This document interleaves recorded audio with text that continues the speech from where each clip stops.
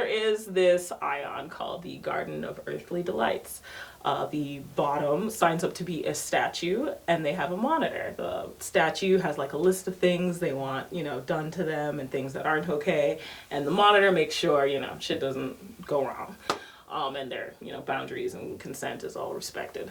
People do stuff like, rape play, sex, impact, a bunch of different things. But we tend to be like outside of the box people. So the first year we did it, Pup had it told me about a budding, what do you want to call it? I prefer to call it fetish murder. I'm just here like Murder King! Yeah. To me, putting murder in front of it implies that you're sexualizing actual murder. Not actual murder. Putting fetish murder makes it sound like it's a fetishy thing. Yeah. So, anyway. But Pup had explained to me like, hey, it would be really hot if you like wrote me death threats or something. I don't know. And I'm like, I had to think about it for a while. Like, nah, this is hot.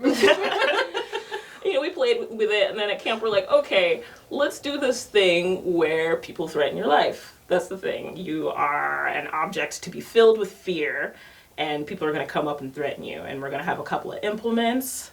We had a stone knife the first year, and then the second year we brought in the cattle prod. So they get to use... They get the stone knife, the cattle prod, some choking allowed. I had to be like, okay, choke me. Let me see what you got. Okay, you can choke them. And Pup, like, how are you physically describe yourself in this scene? So the first time we did it, there was always a bag over my head both times. I can't see anything. These people. Yeah, all sensory deprivation, so hearing. I could hear them like it would be quiet and suddenly I hear a twig break next to me and I'd feel them whispering in my ear or something. But I can't see them. The bag was nice because they can see the bag inflating as I'm breathing and hyperventilating and stuff. And then the first time I was tied to a tree. The second time, I really wanted it to be awful.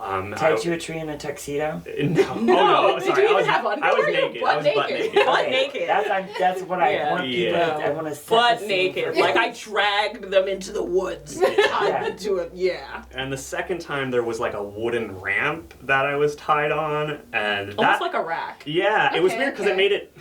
it didn't really make it more comfortable, but it didn't make it less comfortable, but also I could feel spiders crawling on me. Oh, nice.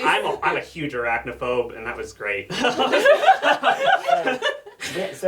What happens is that the CNC in this case is touching on the fear plate, right? Yes. So the fear is a huge part of that, and you talk about this ladder that you're climbing, and what is this ladder? It's just like a ramp thing, and then endorphin ladder. Oh, endorphin ladder. Oh, Yes. okay. So explain that process, like what that means to you in this fear plane, right? Right, so I'm not a masochist. Fear pretty much needs to be involved in any sort of suffering that I'm doing if I'm actually going to enjoy myself, if I'm not just suffering for the sake of suffering. But I love fear. It's like my favorite thing. And it does just like build on itself. Like your heart rate's going and you start sweating and your sweat it's a different consistency and it smells different and your heart's going and stuff like that. And I have like all sorts of stages on the endorphin ladder. Like, I'll just start laughing, I'll speak in tongues. It just like, it's just great. It's great. And like, I know that there's going to be some kinksters out there that are just like, oh, this is so weird, but think about it. It's not, right? There's a whole industry built around providing Fear.